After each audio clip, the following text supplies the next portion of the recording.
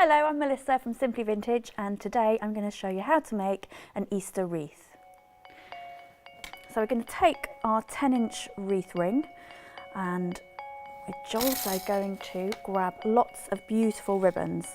Now you can choose any kind of ribbons that you like, and what I would do is choose the different colours and textures that you prefer for your spring wreath. Obviously ribbons can be quite expensive, so you can pad it out with some lovely organza as well. So we're going to start off, I'm going to remove some of these so that I can show you more clearly. Basically you'll be looking at a piece that is around about, let's measure that, around about 14 centimetres or between 5 and 6 inches. And we're going to take our beautiful lace and we're going to tie it onto the wreath ring. Now to get our spacing, you're going to tie pieces on section by section. And as you can see, you've got 4 sections. We're going to tie onto both of the rings, and to keep it nice and spaced out, you keep going around each section, tying on each piece. Now the way to tie these wreaths is so simple, and I'll show you with a brighter piece of ribbon. You're going to basically use a standard knot, a standard bow knot. So it's like tying your shoelace. You just pass it underneath and tie. And keep going around and around, going round in a circle to make sure they are evenly spaced. So eventually you're going to end up having it more spaced like this, and filling it in to a nice full wreath. So you can see here I've put all the ribbons in, and then in the spaces I've put some of the organza, and it just gives it a lovely fuller texture. Once you've tied them all the way around, it's going to look quite flat like this side here. What you want to do then is pull them round so you get a nice fluffy wreath. This is going to take a while. It's going to take you a couple of hours to get a lovely full wreath. But once you have, you'll get halfway through and you'll think, oh, it's very messy. It's not at all what I'm looking for. Persevere through, and when you get to this stage, this is when you can start trimming and it starts to take shape. So just go around trimming off the pieces that you think are in the way. There we go. So that finishes off the beautiful wreath, as you can see. Now you can leave it plain, but we are going to work on our little plaque and our little nest of eggs. So we'll start on our plaque next. And the first thing you're going to do, we're going to get some of our lovely glue, decoupage glue. You can use PVA. You can use anything watered down, something like that. And you're going to take your wooden heart or any other wooden shape and just give it a nice coat of the glue all the way. And I've got some vintage music paper here, checking which side looks nicest. I'm going to use this side, and all I'm going to do is just place it on top of the heart and press down.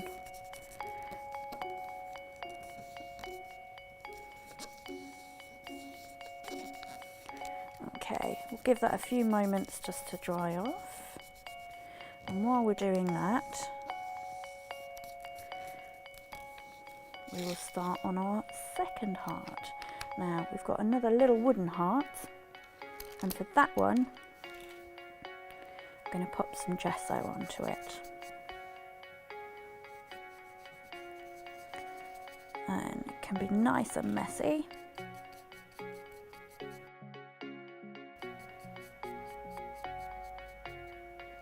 There we go. And we're just going to leave that to dry as well. So all we're going to do on this heart is gently tear around. Now if you press a nice crease all the way around the heart there, it will actually, because it's beautiful vintage paper, will actually tear all the way around.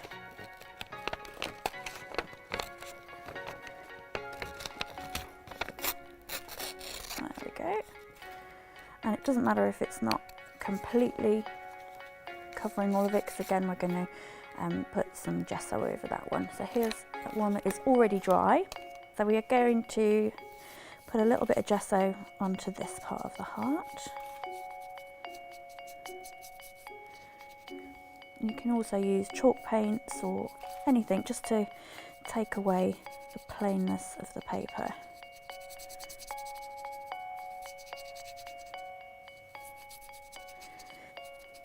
Now it might look like it's a little bit messy, but that is the look we're going for. I'm going to give it a little spray of water, and then with a sponge, just going to take off some of that excess. There we go. There is our gessoed heart. Now we're going to put that to one side for that one to dry. Bring in our next heart. It will be a little bit drier, ideally, and then we're going to use a little bit of mica powder just onto there. Little sprinkling, and there we go.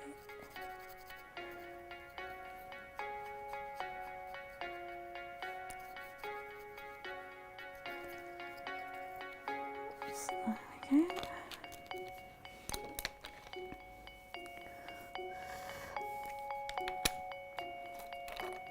And then with a little dabber, we're also going to put a bit of our ink on. This is just a Versacolour ink. So building up layers of different kinds of ink, of colours there. I'm going to go in with a bit of a different colour of mica powder. It's a different blue, and just pop a bit of that on the edge as well.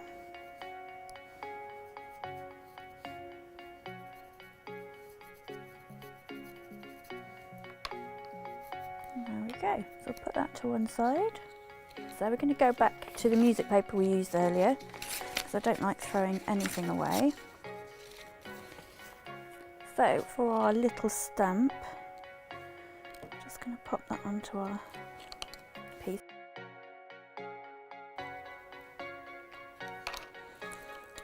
So we've got our little Hoppy Easter stamp.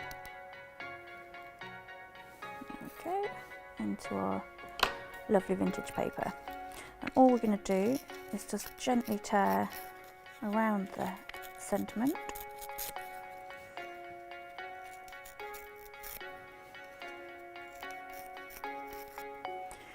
So we've got our little Hoppy Easter. Then we're going to take some of our ribbon that we've already used in our wreath. I'm going to take some of that as a little matten layer. Get some acrylic glue. I'm going to put a bit of our ribbon and then a little sentiment on top.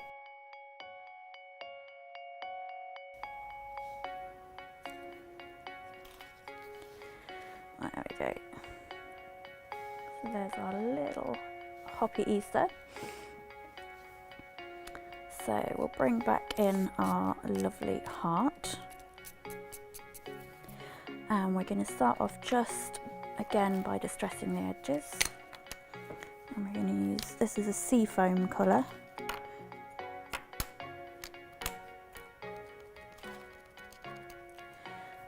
And it just takes away the white on the edge of the heart.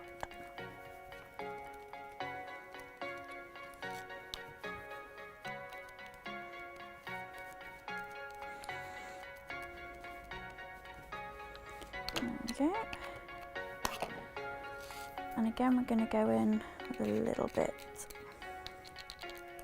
of our lovely mica powders, again just on the edge.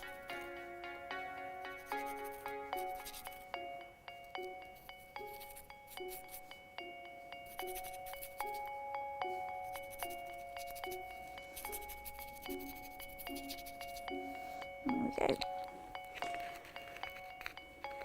So with a black pigment ink this time,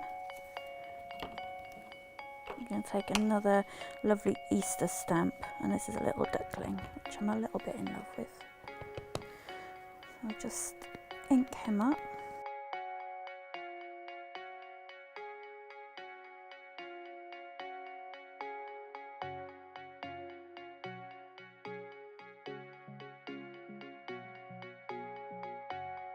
There we go. Little ducky. Finally, on this one, I'm going to add a little bit of gorgeous gold, because I think that's rather Eastery. Bit of gold, bit of sparkle. So I've put a bit of acrylic glue just on the parts that I want to have the gold. And we're going to use some gorgeous gold flakes. Now, I'm going to pop those on.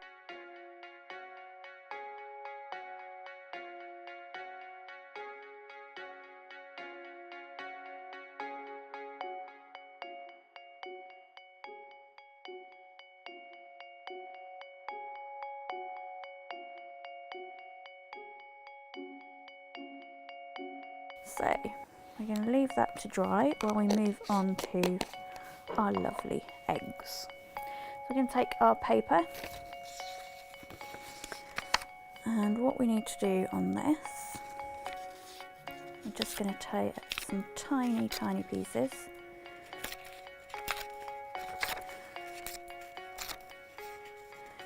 and we are going to basically, we're going to take our polystyrene eggs, and they start off like this, and I've done a little bit already just to show you, but we're going to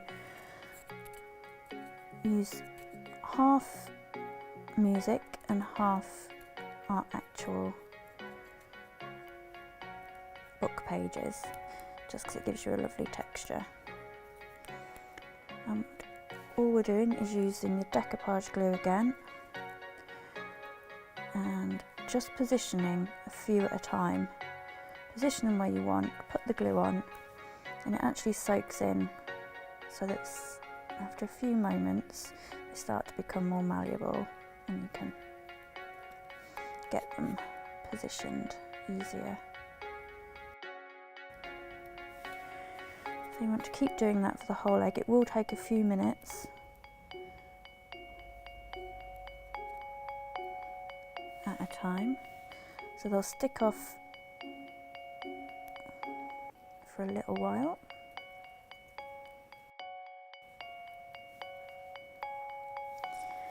And we're just going to push them down. So once you've got most of the egg covered, we're going to get a little bit messy and get in there with a bit more of the glue, and that's when you can start smoothing it down. The pieces will have stuck by then, and you can just smooth them down so it's a nice smooth egg surface. There we go. So you're looking for a nicer smooth surface, and here is what we're aiming for. So it's all nice and layered down. Now this one's already nice and dry, so we're going to go in, there it is, a bit of our glue again, and just give it a tiny bit of a covering. And again, we're bringing in our lovely mica powders, just to give them a nice shine. And this is a lovely one that gives it that gorgeous duck egg blue as well in the light.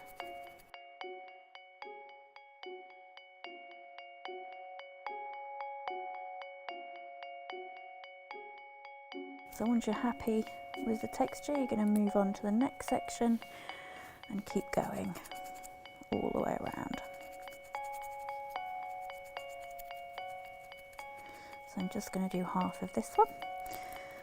So once you're dry and you're happy with the texture, go back in with another little bit more glue and just do a few dabs, and we're going to pick up some more of our gorgeous gold glitter.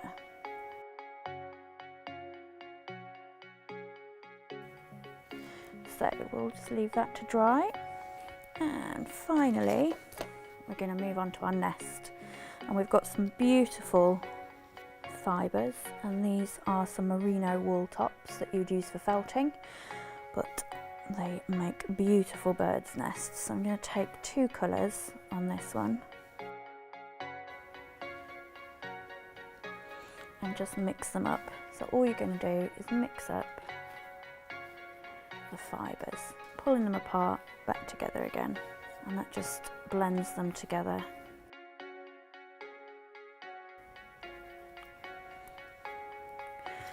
And you're just going to roll up and scrunch. So if you just have a little scrunch up so that they're nice and messy.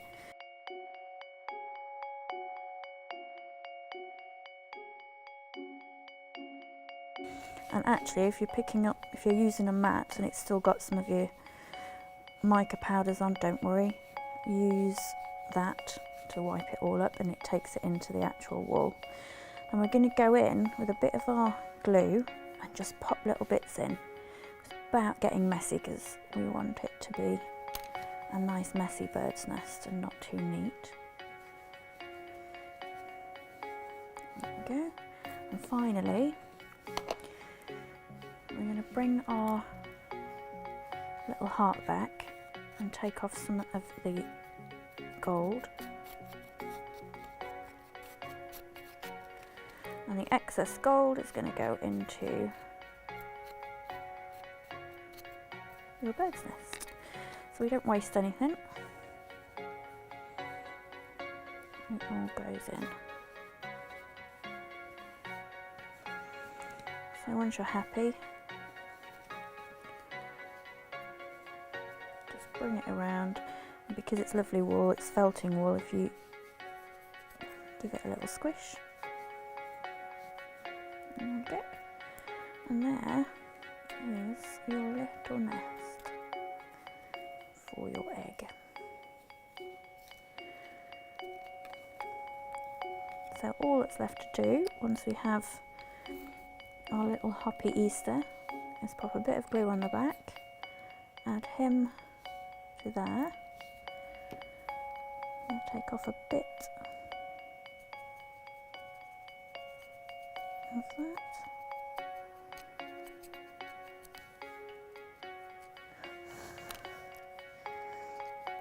We're going to bring our wreath back in, and all you're going to do is take your little plaque, position him where you would like him, and we're just going to go in with a bit of glue and finish that one off. So you'll glue him on that side. You can use hot glue, you can use acrylic glue, and he will fit in there. Any kind of glue is fab.